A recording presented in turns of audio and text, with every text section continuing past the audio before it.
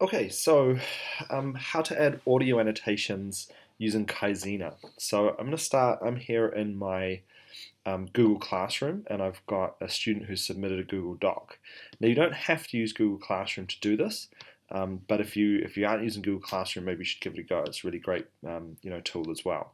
So here I've got one of my students, she's submitted a report to me. I'll just open that up here. It's just loading. And then to start giving audio annotations, all I have to do is go to the add-ons, get add-ons, and you search for Kaizena, Kaizena, and it's basically going to be the first option. It's got this little green logo. Click on the little free button, this little plus, and then it's going to ask for some permissions. Now you don't actually have to sign up and register if you already have a Gmail account. So I'm already signed in with my school account, which is actually a Google account. So I just have to click accept.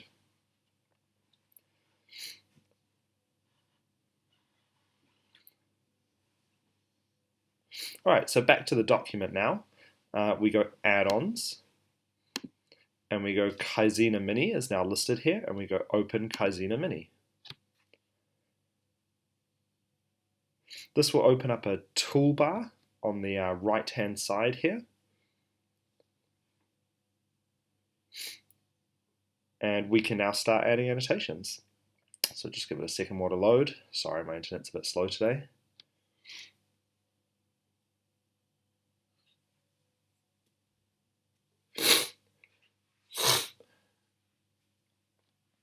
So to give feedback, essentially you just highlight any part of the report. So I could highlight, I could highlight this bit here, and I click New Feedback.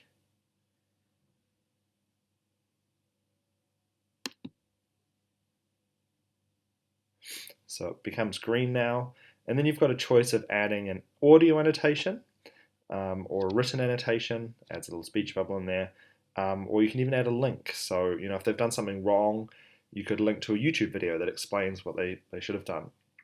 To enter a skill, you can kind of have some preloaded like comments, so that if you're commonly saying the same thing, you can just kind of add those on without having to record or type them in. So in this case, I'm just going to add an audio comment. So I click on the little microphone, I click start recording, and you can see it here. It starts recording, and I could say to the student, great, you've got a decent definition of zonation here. This is one of the achieved criteria, whatever.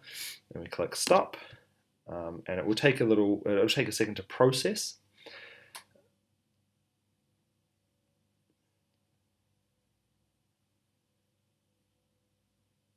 And you can see now we have a little comment added here. So with this, for the sentence, we can click play here. You've got a decent definition of zonation here, and it will play the little audio comment that I just recorded.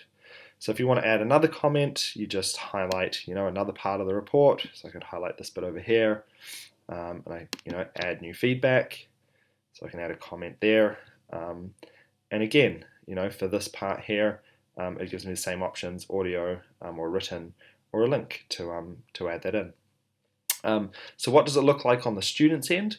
Well, if it's a Google Doc that's been shared with you, when they open it, there'll be a little prompt at the top of the page that tells them they have to add or open it with Kaizena, and they just have to do exactly the same thing. So they go into add-ons, and they'll go get add-ons, search for Kaizena, click OK, click accept, a couple of clicks, and it's added. They don't have to register. If they're using Google Docs, they must already have a Gmail account. And then essentially they'll open it the same way: Google Add-ons, Kaizena Mini, open Kaizena Mini, and then as they go through their report, they'll have some highlighted sentences with the little annotations on there. They can even add annotations themselves, so you can get some conversation going on as to, you might make a recommendation, they might ask a question back for clarification. And so you can add annotations that way. So really works really well with Google Classroom. With students submitting reports to you through Google Classroom. It does also work with PDF, so they could submit it to you as a PDF. So something you might want to try.